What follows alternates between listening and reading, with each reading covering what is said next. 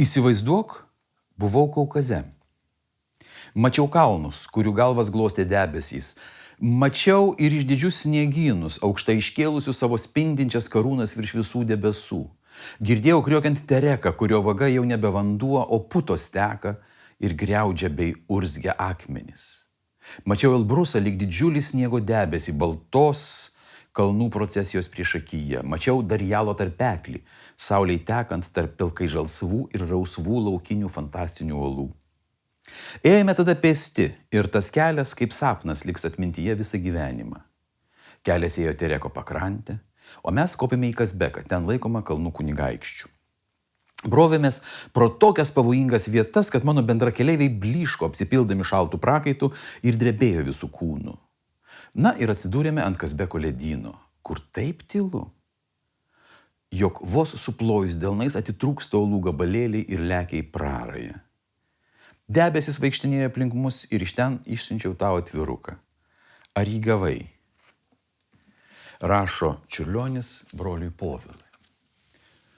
1905 metų vasaros pabaigoje Čiurlionis su keliais bičiuliais savo mecenatės Bronislavos Volman kvietimu lankėsi Kaukaze. Lietuvoje miškų, ežerų ir upių apsupty augusiam ir gamtą nepaprastai jautriai pergyvenusiam menininkui ši kelionė buvo akis ir dvasią naujai atveriantis patyrimas.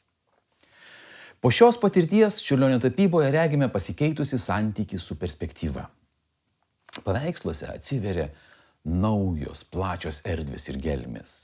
Tarsi iš paukščio skrydžio tapomas peizažas atsiranda slenkančios, besikeičiančios perspektyvos ar net kelių perspektyvinių pjūvių deriniai. Pergyvenimai tarsi sapnai likę dailininko atmintyje po metų virs kosminėmis vizijomis jo sonatų cikluose.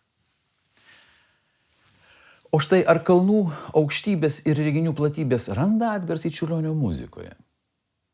1906 metais Čiurlionis kelis kūrinius dedikuoja savo mecenatei ir gerbėjai Bronislavai Volman, su kurios šeima ir leido dienas Kaukaze.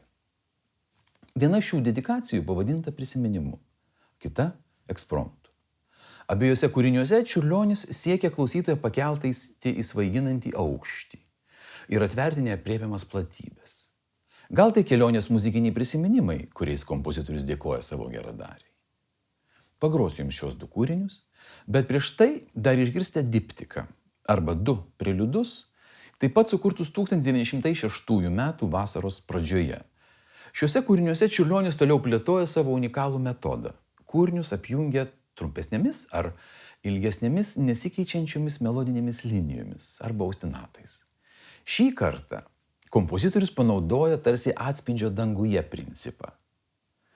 Tam tikrų vaizdinių atspindys danguje nėra retas reiškinys jo tapyboje, o čia, muzikinėje versijoje, pirmojo preliudo bosinis pagrindas yra tiksliai atkartotas antrojo preliudo viršutinėme, padangės skriejančiame balse.